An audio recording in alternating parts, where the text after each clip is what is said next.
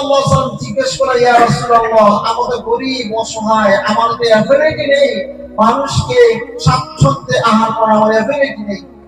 নবী সাল্লাল্লাহু আলাইহি ওয়াসাল্লাম বলেছেন, তোমার কাছে কোন খেজুর আছে? তোমার কাছে একটা খেজুর যদি থাকে, একটা খেজুর দিয়েও মানুষকে ইফতার করা। আমরা সকলে এই হাদিসের উপর আমল করার তৌফিক করবো ইনশাআল্লাহ।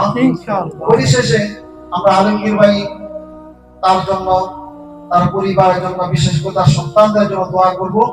আল্লাহ পাক রব্বুল আলামিন আলমগীর ভাই এই বিপ্লবী চেতনা নিয়ে যেভাবে এগিয়ে যাচ্ছেন, সমাজ সংস্কার কাজ করছেন এবং দাওয়াতের কাজ করছেন, যে দায়ী হয়ে যেভাবে কাজ করে যাচ্ছেন, আমরা তাকে সর্বত্র সহযোগিতা করব, শ্রম দিয়ে সহযোগিতা করব, আর্থিক সহযোগিতা করব এবং তার এই মিশন যেন দূর দূরান্ত গ্রামে, যেখানে অজপাড়া গ্রাম মানুষ অসহায় দুস্থ রয়েছে, সেখানে গিয়ে যেন তিনি এই কাজ করতে পারেন, দাওয়াতের কাজ করতে পারেন।